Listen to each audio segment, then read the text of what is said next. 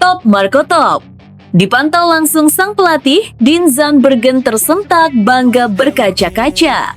Dari hat-trick di Belanda menuju mimpi besar berseragam Garuda. Kalau kamu ingin diperjuangkan, maka kamu harus membuktikan bahwa perjuangan itu tidak sia-sia, ucap John Hartman tegas. Tak pernah ia temui sebelumnya, Kevin Dix terkejut dan bangga, bentuk cinta supporter yang tenang, dewasa, dan penuh rasa hormat. Bukan hanya kepada dirinya sebagai pemain, tetapi juga kepada keluarganya. Dan di sanalah untuk pertama kalinya ia benar-benar merasa terharu. Terbongkar, polisi Malaysia ungkap aktor pemalsuan dokumen 7 pemain naturalisasi, skandal besar yang mempermalukan Harimau Malaya di mata dunia. Adakah tangan nama besar bos JDT dan FEM Malaysia? Simak fakta selengkapnya berikut ini.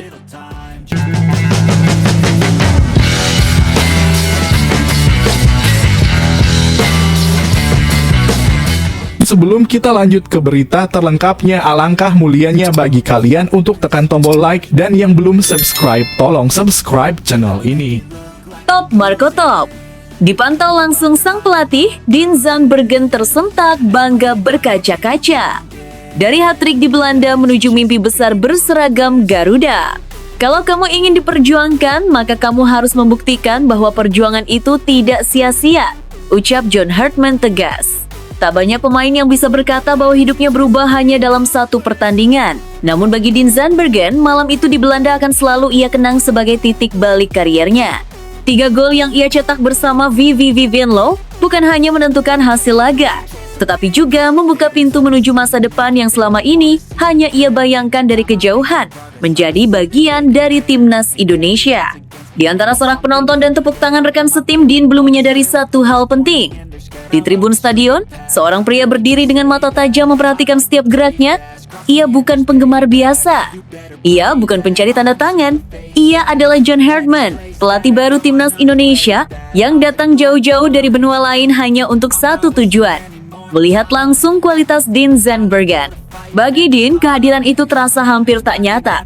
Aku tidak pernah membayangkan pelatih tim nasional akan datang sendiri ke sini, ucapnya dengan suara penuh emosi. Selama ini, ia terbiasa dinilai lewat laporan video, statistik, atau rekomendasi agen.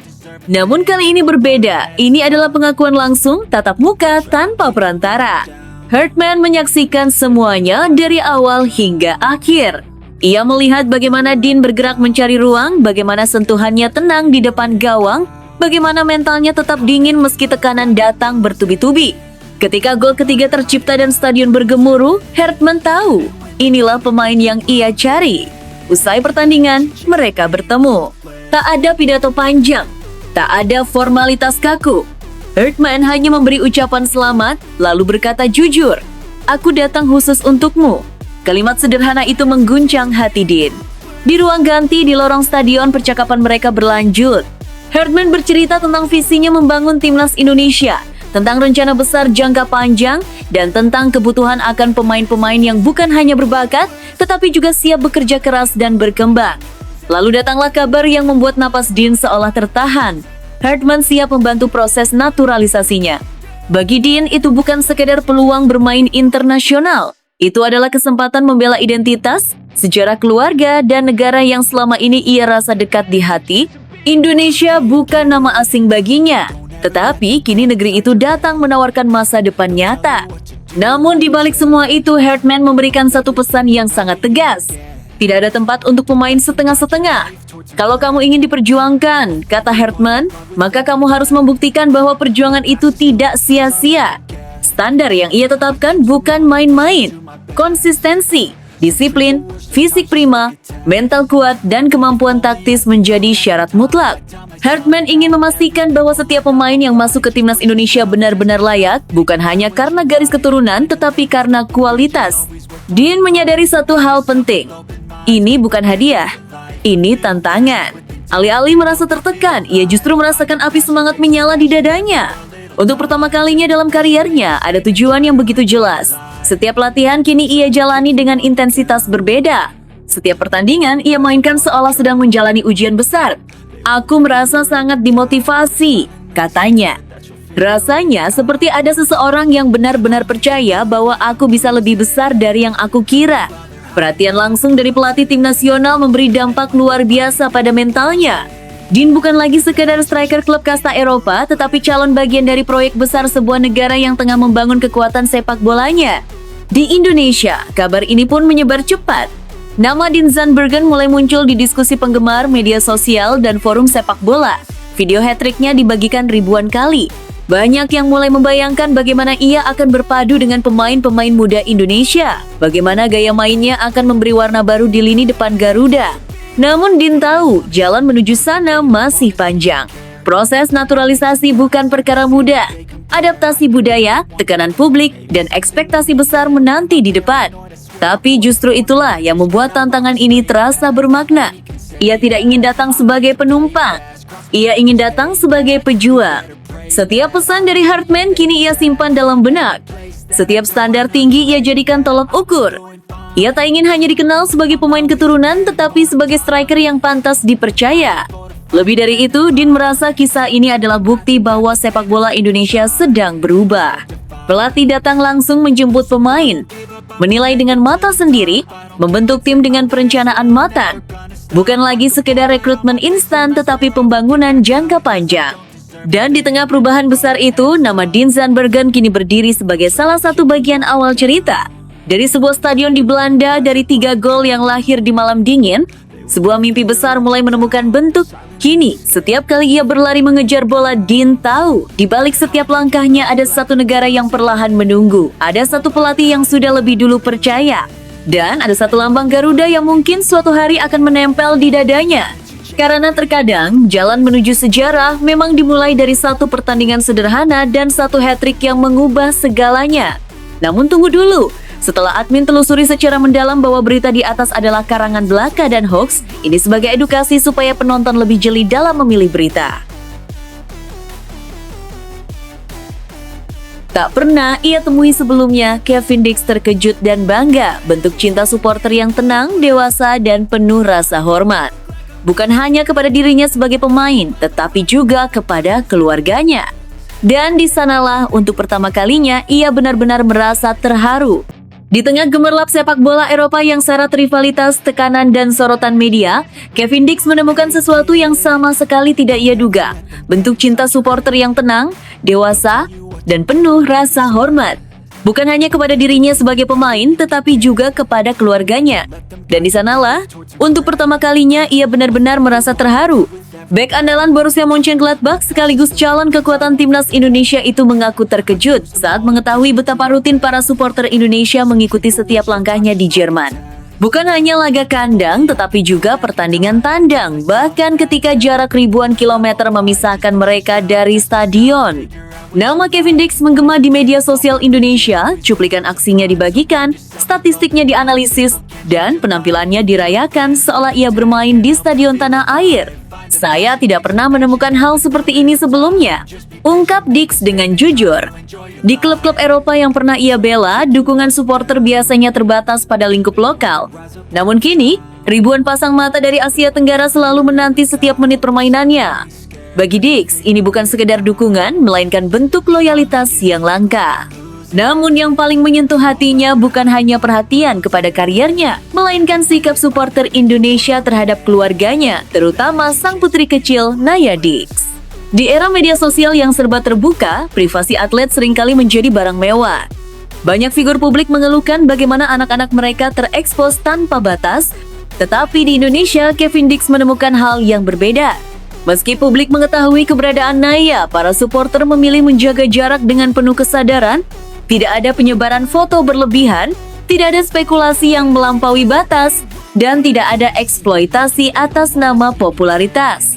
Bagi Dix, ini adalah bentuk penghormatan yang sangat jarang ia temui. Sungguh saya sangat terharu dan kagum, katanya. Kalimat sederhana itu menyimpan emosi yang dalam. Sebagai seorang ayah, tidak ada yang lebih berharga selain mengetahui bahwa anaknya aman dari sorotan yang tidak perlu. Dan sebagai seorang pemain, ia merasa dihargai bukan hanya karena performa, tetapi juga sebagai manusia utuh dengan kehidupan pribadi yang patut dilindungi. Kisah ini pun menjadi potret lain dari wajah supporter timnas Indonesia. Di balik fanatisme dan euforia stadion, tersimpan kedewasaan emosional yang mulai tumbuh. Dukungan tidak lagi sekedar teriakan atau tuntutan kemenangan, melainkan empati dan rasa hormat. Mereka bangga pada Kevin Dix, tetapi juga paham batas. Hubungan antara pemain dan supporter pun berubah menjadi lebih hangat, lebih manusiawi. Bukan relasi idola dan penggemar semata, melainkan ikatan emosional yang saling menjaga. Dix merasa diterima, dihargai, dan dilindungi sesuatu yang bahkan belum tentu ia dapatkan di negeri sendiri. Kini, setiap kali ia melangkah ke lapangan, Kevin Dix tahu bahwa ribuan hati di Indonesia ikut berdebar bersamanya. Bukan hanya menanti tackle bersih atau umpan akurat, tetapi juga mendoakan keluarganya, menghormati ruang pribadinya, dan menjaga apa yang paling ia cintai.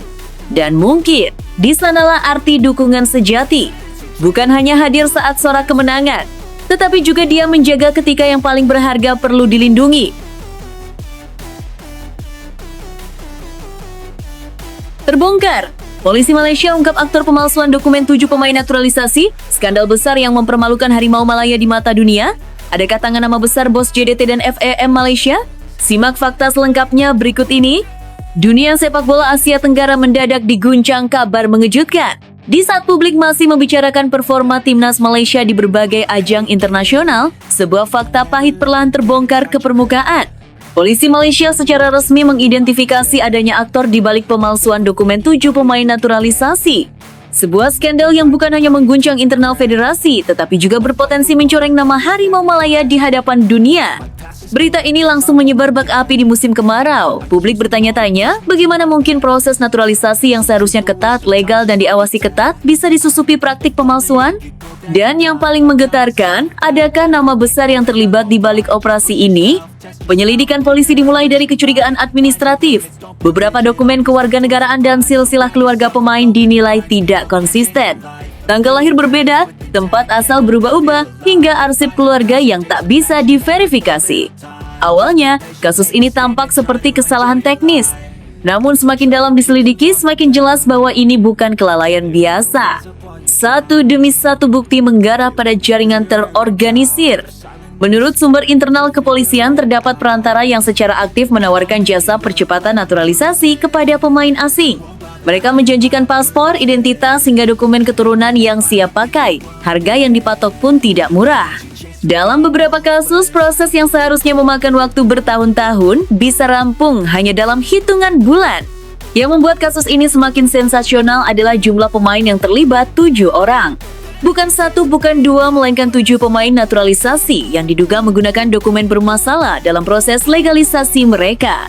Pertanyaannya kini bukan lagi soal jumlah, melainkan soal siapa. Publik mulai berspekulasi. Apakah ini hanya ulah calo? Ataukah ada pejabat, mantan petinggi federasi, bahkan figur penting sepak bola nasional yang ikut bermain di belakang layar? Hingga kini, polisi masih menahan diri untuk tidak mengungkap identitas aktor utama.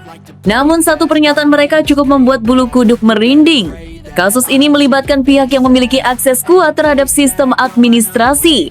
Kalimat itu membuka pintu pada kemungkinan paling menakutkan, kebocoran dari dalam.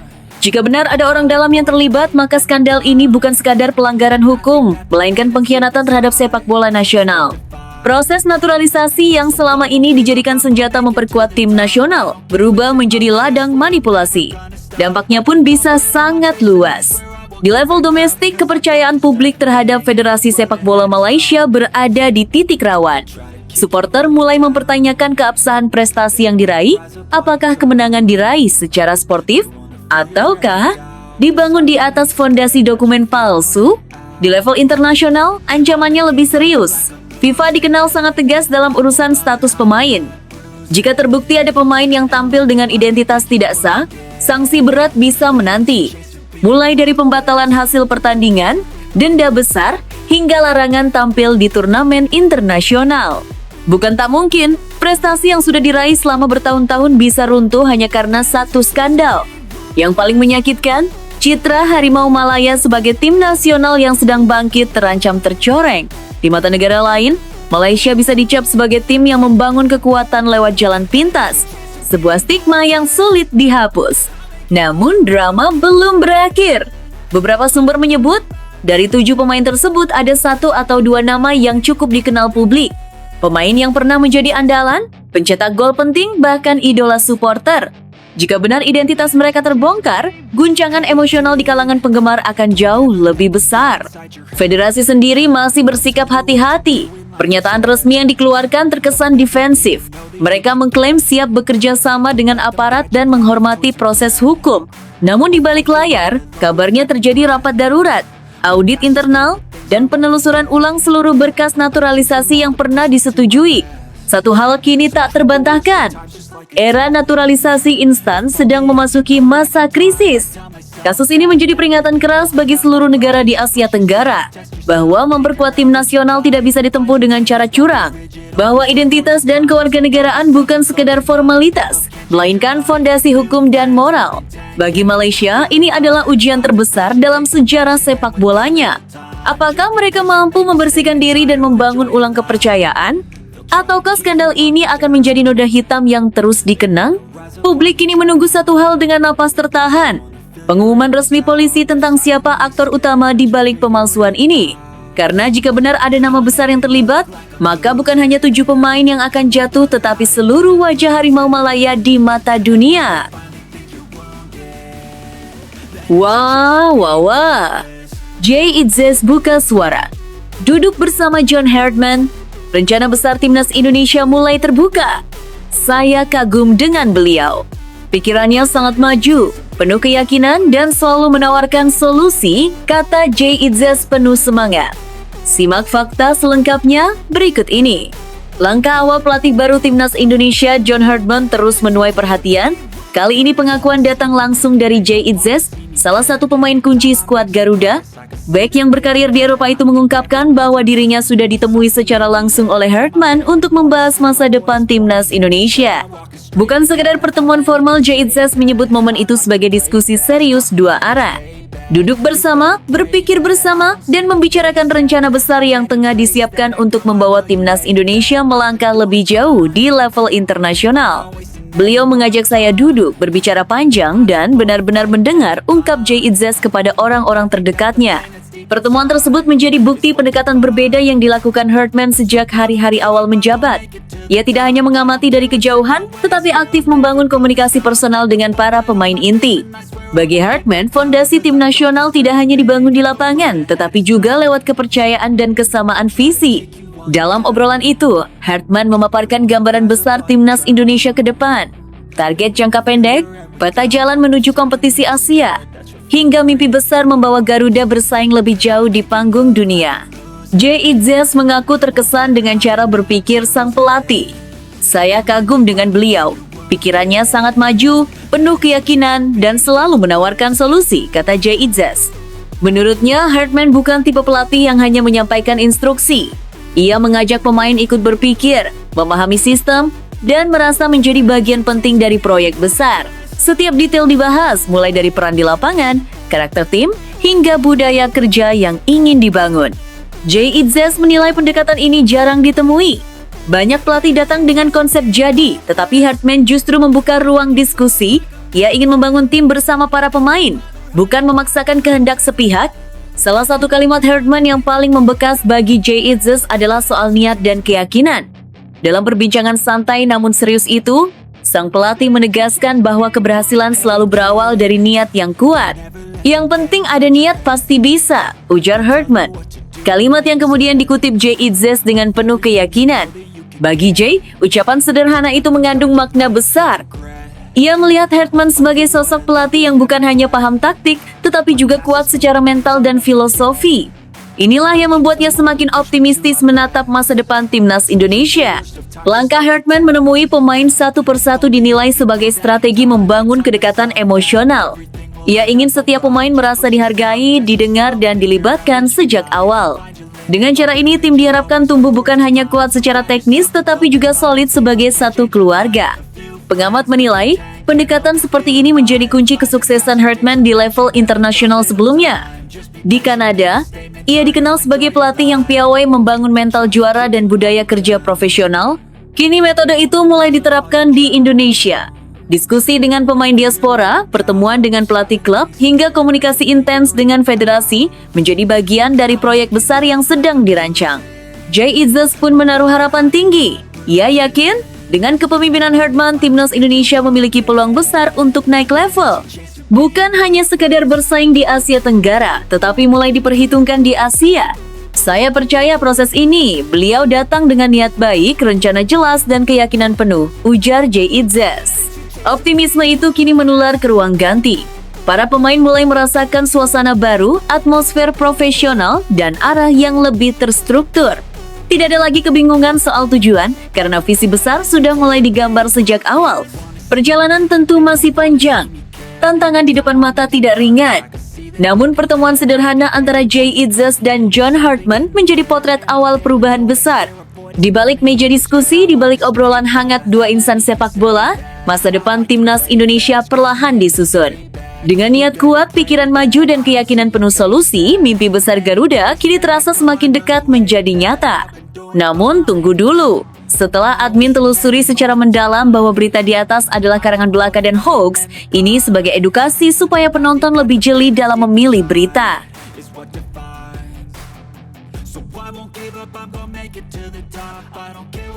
Komentar mengejutkan Ronald Koeman. Akui gerak cepat John Hartman. Khawatir Belanda bisa tumbang oleh timnas Indonesia. Benarkah? Dia bergerak sangat cepat. Banyak pemain Belanda keturunan yang sudah ditemui dan diyakinkan langsung olehnya, ujar Ronald Koeman. Dunia sepak bola internasional dikejutkan oleh pernyataan tak terduga dari pelatih timnas Belanda, Ronald Koeman. Dalam sebuah kesempatan, Koeman tiba-tiba menyinggung nama John Hartman, pelatih baru timnas Indonesia, dengan nada serius dan penuh perhatian. Koeman mengaku terkejut melihat pergerakan cepat Hartman sejak resmi menukangi skuad Garuda. Menurutnya, pelatih asal Kanada itu tidak membuang waktu sedikit pun. Dalam waktu singkat, Hartman sudah mendatangi banyak pemain keturunan Belanda yang berpotensi memperkuat timnas Indonesia. Dia bergerak sangat cepat. Banyak pemain Belanda keturunan yang sudah ditemui dan diyakinkan langsung olehnya, ujar Koeman. Pernyataan ini langsung menjadi perbincangan hangat. Pasalnya, Belanda selama ini dikenal sebagai salah satu gudang talenta terbaik dunia. Fakta bahwa sejumlah pemain berdarah Belanda kini memilih jalur naturalisasi ke Indonesia menjadi sinyal perubahan besar dalam peta kekuatan sepak bola Asia. Koeman tidak menutupi kekhawatirannya. Ia menyebut bahwa jika tren ini terus berlanjut, bukan tidak mungkin timnas Indonesia suatu hari nanti akan menjadi ancaman serius, bahkan bagi negara sekelas Belanda. Kalau seperti ini terus, saya juga cukup khawatir. Bisa saja suatu hari timnas Belanda dikalahkan oleh timnas Indonesia dengan pemain-pemain keturunan, kata Koeman dengan nada setengah bercanda namun syarat makna. Komentar tersebut memperlihatkan betapa seriusnya proyek yang sedang dibangun Hartman. Dalam waktu singkat, Indonesia berhasil menarik perhatian pelatih top Eropa. Bukan hanya karena jumlah naturalisasi, tetapi karena cara kerja yang dinilai sangat terstruktur dan agresif. Sejak hari pertama menjabat, Hartman langsung menyusun peta perburuan pemain diaspora. Ia terbang ke Eropa, mendatangi klub-klub, berdiskusi langsung dengan pemain dan keluarga, serta mempresentasikan proyek besar timnas Indonesia. Bagi Hartman, naturalisasi bukan sekadar mencari tambahan tenaga, tetapi membangun fondasi tim nasional masa depan. Koeman mengakui bahwa banyak pemain keturunan yang kini dihadapi Indonesia memiliki kualitas tinggi. Sebagian besar lahir dan besar dalam sistem sepak bola Belanda, terbiasa dengan disiplin taktik, intensitas latihan, serta mental kompetitif tingkat Eropa. Beberapa dari mereka adalah pemain yang sangat bagus. Jika mereka berkembang di Indonesia, kekuatan tim itu akan meningkat drastis, ujar Koeman. Pernyataan ini seolah mengonfirmasi bahwa langkah naturalisasi Indonesia bukan proyek sembarangan. Nama-nama pemain yang sudah bergabung maupun yang sedang dalam proses dinilai memiliki potensi besar mengangkat level permainan Garuda. Pengamat menilai, inilah keunggulan utama Hartman. Ia tidak hanya memanfaatkan jalur keturunan, tetapi memilih pemain dengan kriteria ketat.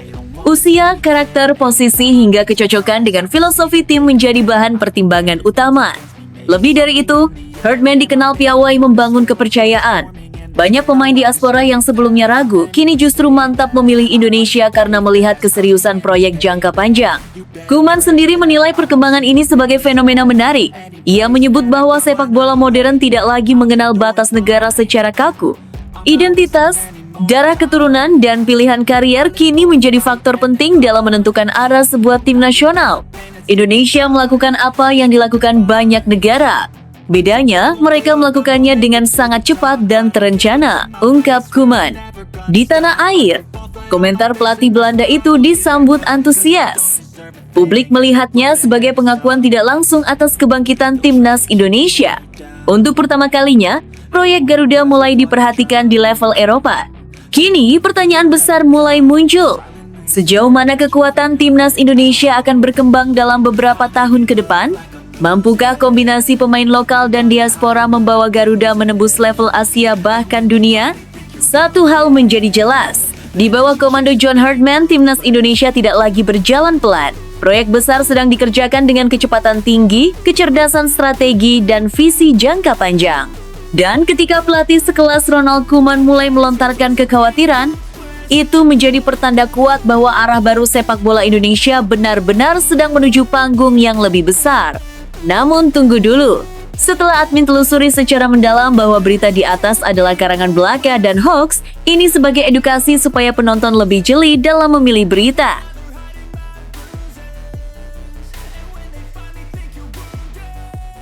Ujian penting di Stamford Bridge. Chelsea bidik zona 16 besar saat menjamu Pafos FC. Chelsea akan menjamu Pafos FC di Stamford Bridge Kamis dini hari WIB dalam lanjutan fase Liga Champions. Laga ini krusial bagi The Blues yang hanya terpaut 2 poin dari zona lolos otomatis ke babak 16 besar dengan 2 pertandingan tersisa, sementara wakil Siprus masih berjuang menjaga peluang menembus playoff.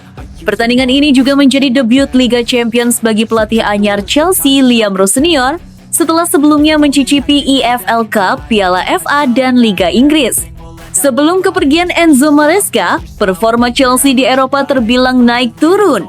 3 kemenangan, 1 imbang, dan 2 kekalahan dari 6 laga. Kekalahan 1,2 dari Atalanta pada matchday ke-6 serta hasil kurang maksimal melawan Bayern Munich dan Karabakh membuat posisi mereka tertahan di peringkat ke-13, meski hanya berjarak 3 poin dari PSG di posisi ketiga. Menariknya, seluruh hasil buruk itu terjadi di laga tandang. Di kandang, Chelsea tampil solid. Stamford Bridge menjadi benteng kokoh dengan rekor tak terkalahkan dalam 17 laga fase grup, fase Liga UEFA, serta produktif mencetak gol dalam 21 laga Eropa beruntun. Pafos FC sendiri bukan lawan mudah, baru 2 kali kalah dan pernah menumbangkan Villarreal serta menahan Monaco dan Olympiakos. Menurut Anda, mampukah Chelsea memanfaatkan keunggulan kandang dan mendekati zona 16 besar? Atau justru Pafos kembali memberi kejutan? Tulis pendapat Anda di kolom komentar. Arteta bangga bukan main, Arsenal jaga rekor sempurna di Liga Champions, siap ukir sejarah. Arsenal kembali menunjukkan kelasnya di Eropa.